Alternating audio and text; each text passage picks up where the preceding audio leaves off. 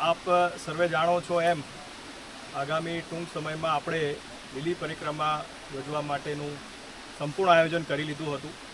ગઈ 25મી તારીખે અમારી ટીમ દ્વારા પણ નિરીક્ષણ કરવામાં આવ્યું હતું, પરંતુ ત્યારબાદ જે વરસાદની પરિસ્થિતિ નિર્માણ થઈ છે અને એના લીધે પરિક્રમાના જે પણ રૂટ છે એ ધોવાઈ ગયા છે. કાદવ કીચડ ખૂબ મોટા પ્રમાણમાં થઈ ગયું છે. જ્યાં સીસી રસ્તા કે સીડી છે ત્યાં પણ લીલ જામી છે. સાઈડના જે રસ્તા જ્યાં પથ્થર વગેરે હોય એની પર પણ લીલ જામી છે. એટલે આ પરિસ્થિતિમાં લોકો માટે આ રૂટ ઉપર ચાલવું ખરેખર ખૂબ જ કઠિન થઈ ગયું છે. જો મોટી સંખ્યામાં લોકો અંદર જાય અને ફસાય તો તંત્ર માટે પણ એમને બચાવવા માટેની ખૂબ મોટી મુશ્કેલી સર્જાઈ શકે છે. એટલે જે છેલ્લી પ્રેસ કોન્ફરન્સ કરી હતી ત્યારે મેં આપ સર્વેને જણાવ્યું હતું કે આપણે 31 તારીખ સુધી આમાં રાહ જોઈએ, ત્યારબાદ જે પરિસ્થિતિ હોય એ જોઈ અને નિર્ણય કરશું.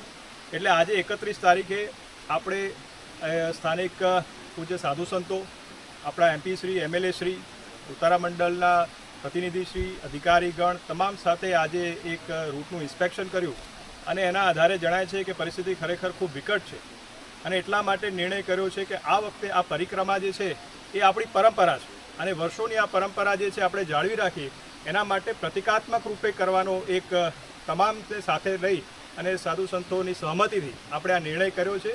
એટલે મારી ખાસ વિનંતી છે કે આ વખતે આપણે આ પરિક્રમાને માત્ર પ્રતિકાત્મક રૂપે જ કરીએ અને જે પણ લોકો આમાં આ પરિક્રમામાં આવવાનું આયોજન કરી રહ્યા હતા એમને મારી બે હાથ જોડીને નમ્ર વિનંતી છે કે આપ આ આયોજન છે એ હાલ પૂરતું જે છે એ આ વર્ષ પૂરતું આપ ટાળશો અને અત્રે જે વહીવટીતંત્ર વ્યવસ્થા કરે છે, જે વ્યવસ્થા ઊભી કરી રહ્યા છે એમાં આપને સહકાર આપશો એવી મારી આપ સર્વેને નમ્ર વિનંતી છે.